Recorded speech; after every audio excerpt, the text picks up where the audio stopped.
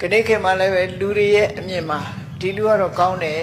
ဒါပေမဲ့သူမကောင်းတာတွေဖြစ်ချင်းဖြစ်ဟာဒီလူကတော့ဆိုးတယ်ဒါပေမဲ့သူကကောင်းစားခြင်းကောင်းစားတယ်အဲ့လိုအခြေအနေမျိုးတွေဟာဘဝအခြေအနေတစ်ခုရဲ့အစင်မပြေမှုများတွေပဲဖြစ်တယ်ပေါ့အဲ့ဒီအစင်မပြေမှုတွေနဲ့ပတ်သက်ပြီးတော့မြတ်စွာဘုရားကဘယ်လိုရှင်းပြလဲဒါလေးကိုမှတ်သားဖို့တော့လိုတယ်မြတ်စွာဘုရားရှင်းပြဖို့ပါပောပိပတ္တိပါပံပါပောပိပတ္တိပတ္ထံအေးမကောင်းတဲ့လူကလည်းတစ်ခါတစ်ခါအကောင်းတွေ့နေတတ်တယ်ပါပောပိလူယုတ်ပါပင်ဖြစ်ပါစေပတ္တိပတ္ထံအကောင်းနဲ့ကြုံတွေ့ရတယ်ဘယ်ခါမျိုးတော့ဆိုရင်ယာဝပပနပစ္စတိသူရဲ့ဆိုးဝါးတဲ့လောက်ရတွေအကျိုးမပေးသေးဘူးဆိုရင်တဲ့အရာခတ်သိမ်းဟာသူက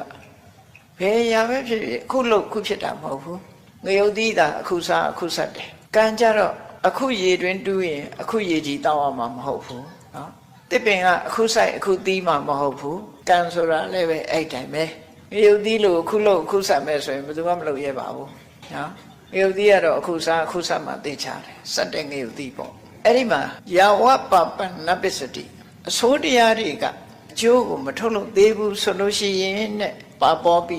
ဆိုးရုပ်တဲ့ပုဂ္ဂိုလ်ပင်ဖြစ်ပါစေပတ္တိပတ္ထံအကောင်းနဲ့ကြုံတွေ့နေရတတ်တယ်ဒါလောကသဘာဝရဲ့အစင်မပြေမှု